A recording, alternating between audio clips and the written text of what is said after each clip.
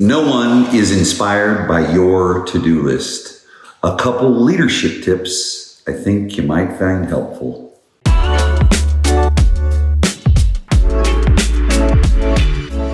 Hey, it is John Cheplack coming to you, and I want to support you in your role as a leader, as maybe a broker owner, a team leader who is leading agents, who is leading employees, or maybe even you're an individual agent that has an assistant that you are working with.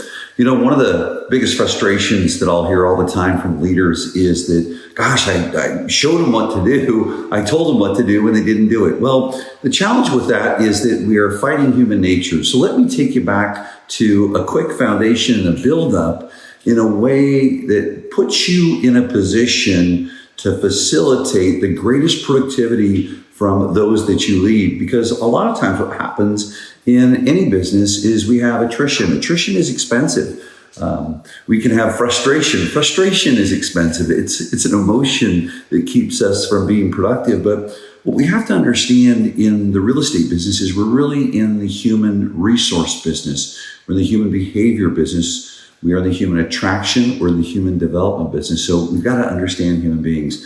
So let me give you some foundational steps and build up to what I know I can leave you with that will help you in leading others and helping them be productive, but also to have an inspired experience. Number one, we must have principles when we hire someone. What are your principles? Could you share with me the core principles of your organization that are part of the agreement system when someone comes on? I'll share with you 4 that I use and believe in: personal responsibility, accountability, commitment, and contribution. And so in the beginning, in any relationship, whether it's with an agent or employee, we create an agreement system around those principles. Now, here's the challenge. Most people have principles and they are up on a wall or on a piece of paper, and that's the last time they visit them, and that's it. But when you use those as a foundation, whenever anything happens, you always come back to those principles. When you're sitting with an employee or sitting with an agent, say, let's go back to our core principle of personal responsibility and look at the situation that we're in. Are we demonstrating personal responsibility? See, if you've created an agreement system, it comes back to that. Someone that's aligned to it and agreed to it in the beginning, then going back at it. See, you can't change a situation or an outcome going forward if one of the 2 participants or both participants don't take personal responsibility. Now, that's just an example of one principle, but number 1, you've got to have core principles. Telling someone what to do will never be enough. It won't work. Number 2, you need to have an agreement system going into the relationship. Absolute clarity. What are your expectations of an agent as far as their productivity is concerned? That is the agreement system. What are your expectations of the employee in their role? That is the agreement system. Now we're in the business relationship and we have a situation where maybe someone is doing their business planning for the year and an agent says, I want to sell X homes. Well, and you come out and it meets your minimum standards of what the agreement system is for the agent to be a part of your team or your brokerage. And you say, no, you're going to do X. I know you can do this. Sure, we want to encourage people, but here's the piece that many leaders miss. The minute you tell someone something, ownership leaves them. See, it's yours, not theirs. Here's the point I want to make to you. Here's the thing that I want you to understand human behavior. Self-discovery is the number 1 way to get a human being to make a choice, make a change, or move into higher productivity. I want you to pause for a minute and really think about that. Are you constantly telling people and getting frustrated with maybe the result or their performance not showing up at the level that you want to? Well, what about if you ask? Number 2, when you're asking about what level they want to commit to in their performance for the year, what you need to do also is you need to tie the work that they're going to do, have them tie the work they're going to do to something that they want to have happen in their personal life. See, we want to support people both professionally and personally. If I'm just that leader that's here to just get you to sell a bunch of homes and make a whole bunch of money, it's very hollow and can create burnout, 100%. What I want to do, and I want to suggest that you do as a leader, is I want to be a part of the change that can happen in someone's life. And we're riding alongside one another, supporting each other. They have to do the work, meeting you as a leader in the middle. That's self-leadership. You have to do your work as a leader. Both are personally responsible. But here's where the breakdown is.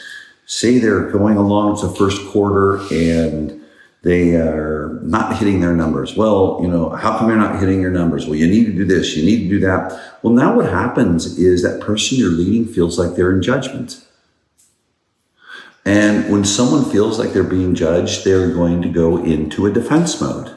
Well, a defense mode is one of scarcity. It's not one of abundance. It's not one of productivity.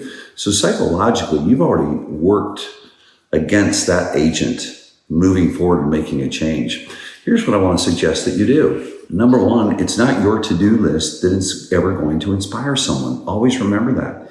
It's theirs. You've got to create a business intimacy with that person. Again, part of the business intimacy is understanding what they're doing this for. Just for making money is not enough. It has to be something that connects to them emotionally, to their heart.